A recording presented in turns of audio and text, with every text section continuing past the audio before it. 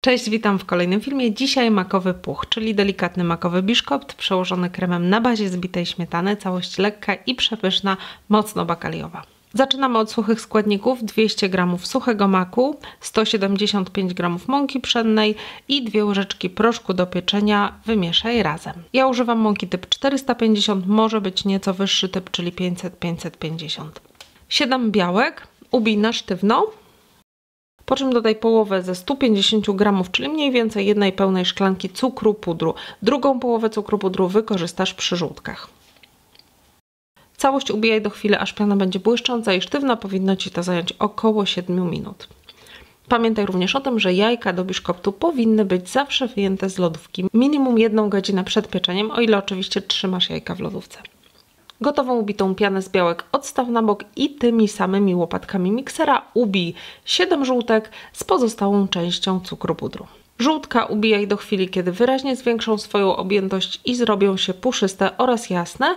Powinno to zająć mniej więcej 5 minut.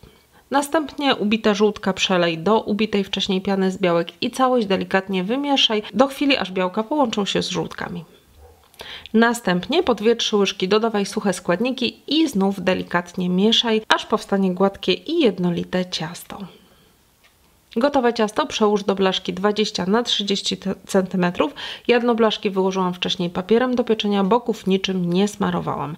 Wyrównaj i wstaw od razu do piekarnika wcześniej nagrzanego do 180 stopni bez termoobiegu lub 165 z termoobiegiem. Ja swój biszkopt piekę zazwyczaj na drugim poziomie od dołu. Ten biszkopt potrzebuje mniej więcej 35 do 40 minut w piekarniku.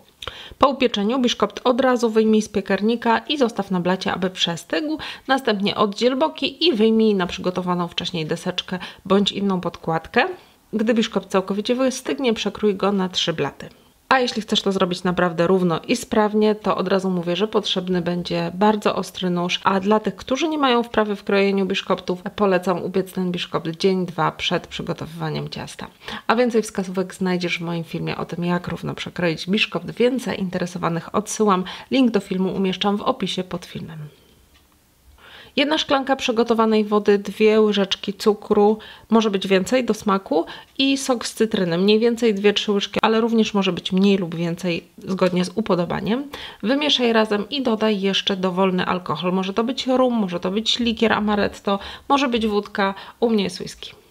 Wszystkie składniki ponczu wymieszaj i odstaw całość na czas przygotowywania kremu. 100 g płatków migdałów upraż na suchej patelni do chwili, kiedy płatki nabiorą lekko złotowego koloru. Następnie ogień wyłącz i płatki odstaw do całkowitego wystudzenia. 3 łyżeczki żelatyny, zalej mniej więcej 1/3 szklanki gorącej wody i wymieszaj, po czym zostaw, żeby żelatyna nieco przestygła. 1 litr dobrze schłodzonej śmietanki 30%, 2 łyżki cukru pudru i cukier waniliowy bądź wanilinowy ubij razem prawie na sztywno. Gdy piana będzie już prawie całkowicie ubita, dodaj jeszcze 1 łyżeczkę cynamonu. Cynamon możesz zastąpić 1 łyżką czekolady w proszku bądź na przykład kakao w proszku typu Nesquik. Całość ubijaj przez chwilę, tak aby przyprawa wymieszała się z bitą śmietaną, po czym dolej jeszcze przestudzoną żelatynę i ponownie krótko zmiksuj, tak aby żelatyna połączyła się z bitą śmietaną. Na koniec odstaw mikser na bok i dodaj jeszcze połowę przygotowanych wcześniej płatków migdałowych. Całość wymieszaj już bez miksera. Blat biszkoptu nasącz przygotowanym wcześniej ponczem. Następnie wyłóż 1/3 kremu.